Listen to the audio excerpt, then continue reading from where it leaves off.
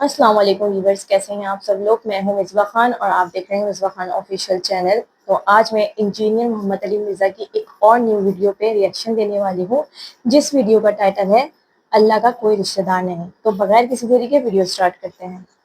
اچھا، دنیا میں اگر کسی بادشاہ کو کوئی بدماش آ کے دھمکی لگائے اور اسے کہے کہ میں تیرے بندے چک لینے نے، تیرے بندے اٹھا لوں گا، تیرے بندے اغوا کر لوں گا سارے، تو دنیا کا بادشاہ کیا کہتا ہے؟ میں تکنا ایسی دی تیسی تیری جرت، یہی کہتا نا، کیونکہ وہ یہ خیال کرتا ہے کہ میری بادشاہی اسٹیک پہ لگ رہی ہے کہ میرے بندے اٹھائے گا، وہ یہ سمجھتا ہے۔ لیکن اللہ کے کیس میں ایسا نہیں ہوا، جو کائنات کا بادشاہ، جب شیطان نے یہ دھمکی لگائی نا انسان کے حوالے سے کہ یا اللہ میں تیرے سارے بندے اغوا کر لوں گا، چند ایک لوگ ہی تیرے ساتھ ہوں گے، اور اللہ تعالیٰ سورہ سبا میں کہہ رہا ہے کہ اس نے اپنی بات پوری بھی کر دکھائی ہے۔ اللہ اکبر۔ تو اس کے مقابلے پہ اللہ نے یہ نہیں کہا کہ میں تکنا ہوا کس طرح تو کرنا ہے، ایسی دی تیسی تیری، نہیں، کیونکہ اللہ تو بے پرواہ ہے۔ اس نے اپنے نبی بھیجے ہیں، کتابیں بھیجی ہیں، اور کیا کرے وہ؟ اس سے بڑا کیا کام کرے؟ کتابیں بھیج دی، پیغمبر بھیج دیے، حق کا حق ہونا، باطل کا باطل ہونا بتا دیا۔ لا اکراہ فی الدین، دین قبول کرنے کے معاملے میں کسی پہ جبر نہیں۔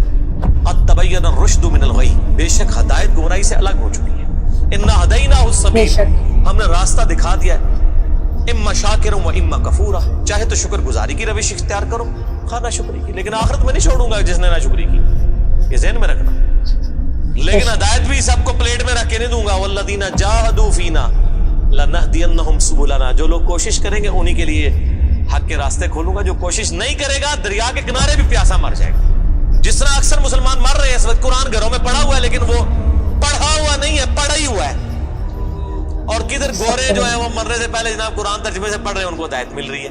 یہ آپ کے سامنے ہے میرے بھائیوں، اللہ کا تو کوئی رشتہ دار نہیں ہے، یہ بات بالکل ٹھیک ہے، جو کوشش کرے گا اس کو ہدایت ملے گی۔ عزیز میں نے ساڑھی کو رشتہ داری ہے اللہ نام، یہودیوں کا بھی یہی عقیدہ تھا نا، اسی لیے سورہ بقرہ کے جو 9 رکوع ہیں وہ پورا یہودیوں کے اوپر مقدمہ ہے، اور 7 یونیورسل ٹروتھ آئے ہیں کہ تم سے بھی پہلے ایک لاڈلی امت تھی، 3 کتابیں اس میں آئی، سینکڑوں پیغمبر آئے، اس کے باوجود جب انہوں نے روگردانی کی اٹھا کے اللہ نے پرے مارا۔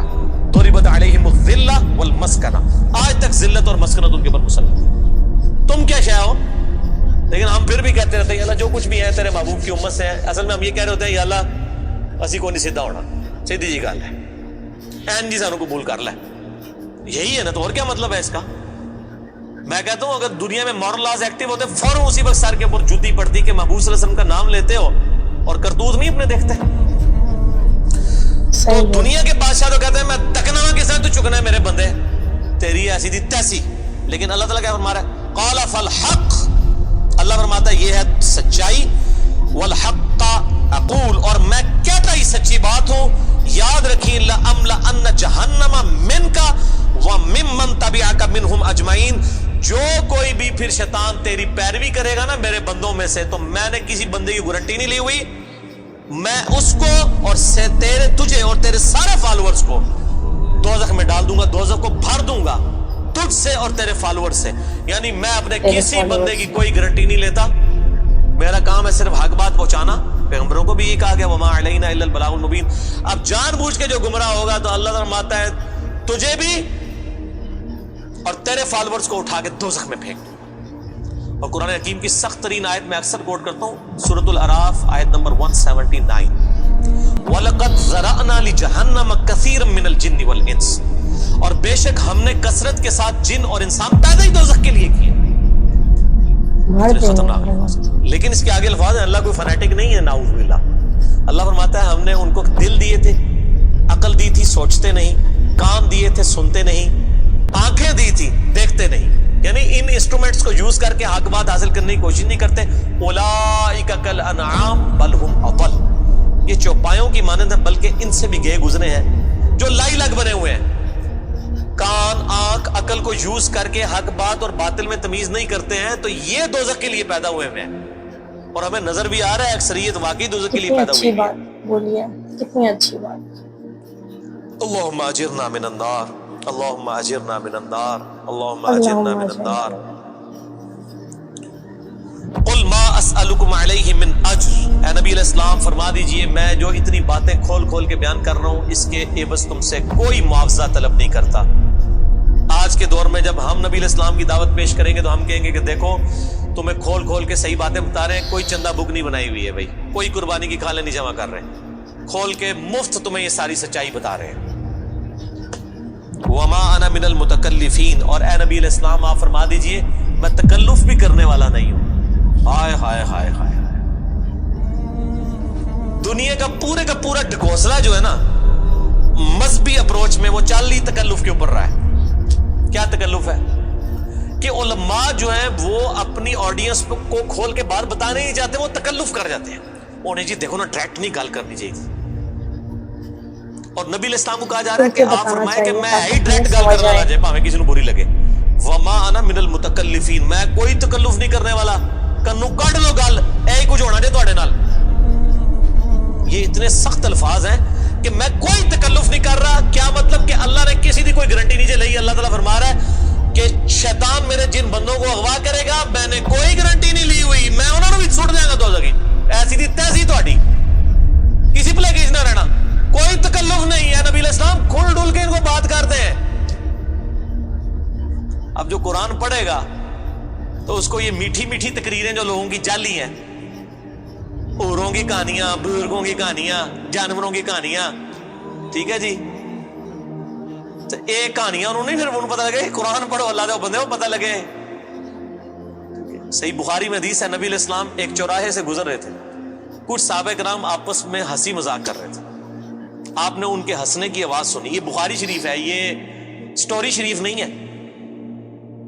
آپ کھڑے ہو گئے اور آپ نے فرمایا اللہ کی قسم جو کچھ میں جانتا ہوں نا اگر تم جانتے ہوتے تو تم زیادہ رویا کرتے, کم ہنسا کرتے. کہ آخرت میں کتنی سختی ہونے والی ہے.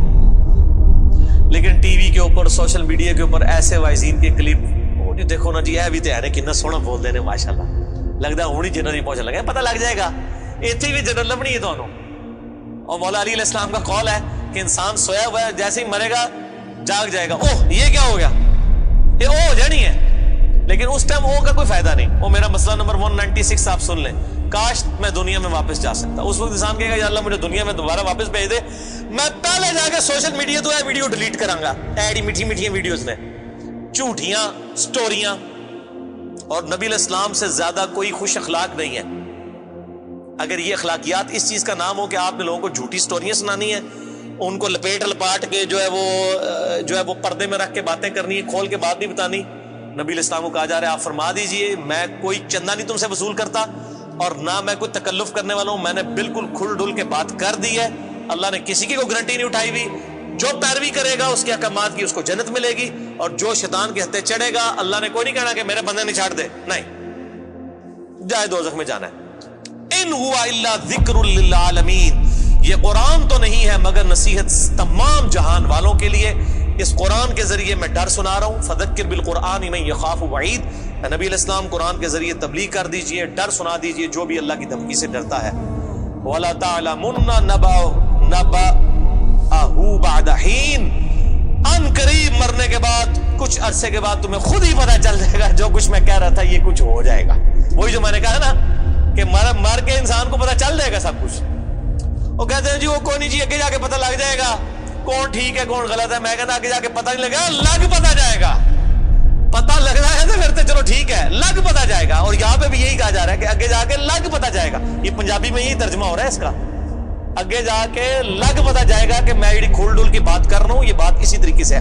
وَلَا تَعْلَمُنَّ, اور ان قریب ضرور تم جان لوگے, نَبَأَهُ بَعْدَ حِينٍ, یہ جو خبریں میں تمہیں بیان کر رہا ہوں ان قریب کہ یہ پوری ہو جائے گی.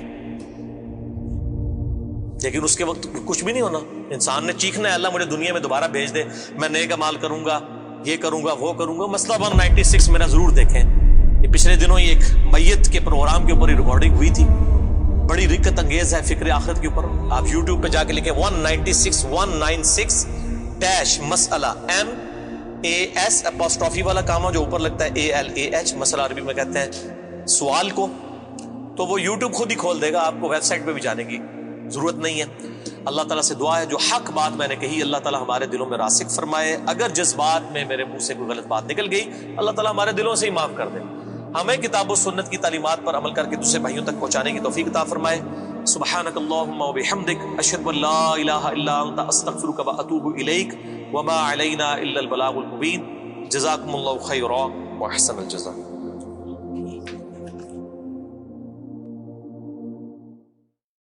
بہت ہی اچھا اور بہت ہی زبردست بیان دیا ہے انجینئر محمد علی مرزا صاحب نے. اللہ تعالیٰ ہمیں نیکی کی توفیق دے اور ہمیں گناہوں سے بچائے، اور مرنے سے پہلے ہم اپنے گناہوں کی معافی مانگ لیں اور نیک کام کریں. اللہ تعالیٰ ہم سب کو ہدایت دے. اگر آپ کو میری ویڈیو اچھی لگی ہو تو چینل کو سبسکرائب کر دیجیے گا اور ویڈیو کو لائک کر دیجیے گا اور کمنٹس میں اپنی رائے دے دیجیے گا.